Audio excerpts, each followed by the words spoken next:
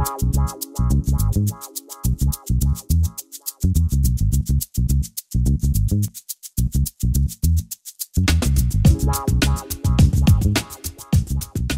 déjà, je te dirais que je vais attaquer totalement loin du livre pour le moment, mais Attaquons. Parle-nous de ton parcours, parce que j'avoue qu'avant d'arriver à ce livre-là, ça donne vraiment une idée de la dimension de tes livres, de ton écriture. Tu veux mon parcours professionnel et émotif en parallèle. Oh, tu disposes de combien de temps? Pourquoi tu as commencé à écrire? Qu'est-ce qui a fait que ton premier recueil a été publié? Moi, à un moment donné, j'avais écrit des textes. J'avais des fois envoyé à des amis qui m'ont dit « Ah, c'est cool, Will, tu devrais publier ça. » Puis moi, je trouvais ça complètement halluciné comme idée. Je me disais « C'est bien trop cochon. » tu sais. Fait que finalement, j'avais oublié ça et j'ai rencontré l'homme qui est devenu mon deuxième mari. Et voilà que je commence à ressembler à Elizabeth Taylor. Et lui était éditeur, mais il n'a jamais publié mes trucs, mais il connaissait des amis éditeurs, puis il a présenté mes textes. Et voilà, ça a été publié, à ma grande surprise d'ailleurs. Mais ça a été en réaction à la perte d'un homme que tu as essayé de récupérer. Puis, moi, c'est ce lien que je vois entre tes nouvelles d'avant et ce livre Femme-Planète. C'est toujours cette relation homme-femme qui semble complexe, qu'on essaye de raviver parce que ça semble pas naturel. Fait que justement, parle-nous, c'est quoi la ligne directrice de ce roman? Et Mélissa était le personnage central, qui est une femme fleur, femme tragique, femme fragile, femme qu'on y met. Mais justement, dans ce roman, elle est un designer de toutou, en amour avec un Marc de Grandmont, insaisissable, qui est son ancien beau-frère. Et puis bon. Et avec le temps, c'est Marc de Grandmont qui s'est imposé comme personnage central du livre. Et Mélissa et d'autres femmes sont devenues des femmes planètes qui tournent autour de cet astre suprême, cet astre soleil, ce Marc de Grandmont qui fascine tout le monde. Et ça s'est fait malgré moi, parce que je voulais vraiment travailler sur le personnage de Mélissa, puis soudainement, c'est lui qui a volé le show. Ben oui. Mais justement, l'histoire de ces femmes planètes, c'est que ce bel astre, justement, Marc Grandmont, a décidé qu'il se mettait volontairement en coma sensuel. C'est ce que tu as noté, je pense. Sensuel et émotif. En fait, c'est un gars qui a 52, je crois, qui est typique peut-être de sa génération, sans faire de stéréotypes. C'est peut-être des hommes plus discrets sur leurs émotions en général. Et lui a décidé qu'il s'enfermait dans sa tête. Alors, c'est un gars qui étudie en philo, il est super brillant.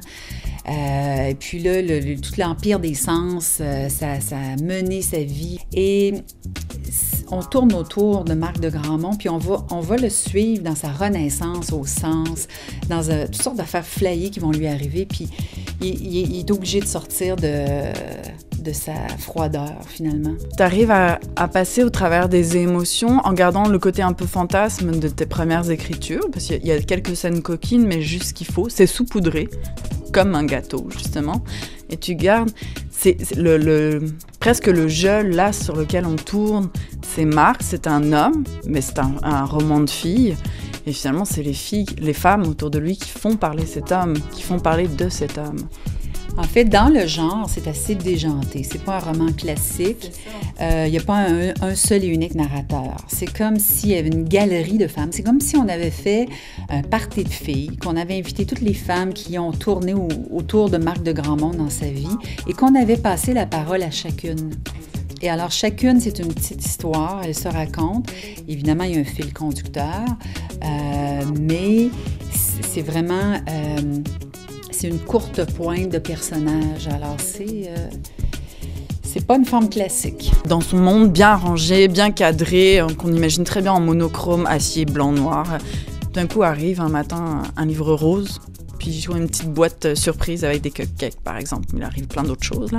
C'est comme si j'avais parti 2 livres en même temps. Cette histoire de Marc de Grandmont. Et soudainement, je suis en train d'écrire un livre d'enfant. Complètement halluciné, OK, qui se passe dans un monde d'adultes, une transposition. Il y a un homme en pain d'épices qui dirige son empire sur un écran plasma, il est virtuel. C'est un peu l'allégorie du monde des affaires, ce qui est souvent une farce, dans le fond. je l'ai transposé au monde du bonbon et du sucré. Et Marc de Grandmont est en train de lire ce livre. Normalement, il reçoit des projets de films, des projets de ci, des projets de ça, mais qui ont été lus par des sbires. Et mystère, ce petit livre se faufile dans sa pile. Mais dans cet espace, dans cet univers de contrôle, où justement on dit on contrôle, on devrait être heureux avec ça.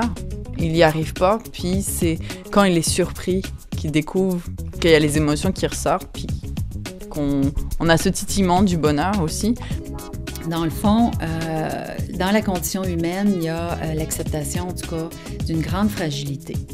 Et même si on se réfugie dans notre tête pour ne pas être misérable, ne pas retomber en amour, ben ça marche pas de même. Puis j'avais envie que mon Marc soit comme il est, qu'on le fasse évoluer, mais ça reste, comment dire, sans dévoiler le punch. J'étais contente de... J'ai inventé une fin, un happy ending, pas mal à mon goût. Ouais. À chaque volume vendu, on a 2 $ qui sont remis à la Fondation du cancer du sein du Québec. Pourquoi cette initiative? J'avais une collègue au bureau qui venait de faire une récidive de cancer du sein. Malheureusement, elle en est morte. Et ma cousine Marie, qui habite Vancouver,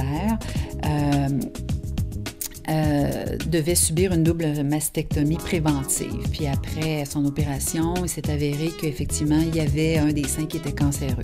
Moi, je travaille un petit peu là-dedans, la philanthropie, les causes, les ci, les ça, le marketing social. Et je me suis dit, ben moi, je vais tenter d'intéresser la Fondation pour qu'il y ait des sous qui aillent. Puis je savais que le livre sortirait autour de la Saint-Valentin. Puis je trouvais que c'était un joli moment.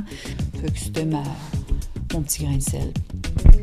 Je l'aime beaucoup, le grain de sel. Donc, vous aurez compris que pour vous faire plaisir, vous lirez Les Femmes Planètes parce que c'est pas long, que c'est le fun, que ça goûte sucré et de salé et qu'en plus, vous faites un bon geste. Fait que laissez-vous tenter.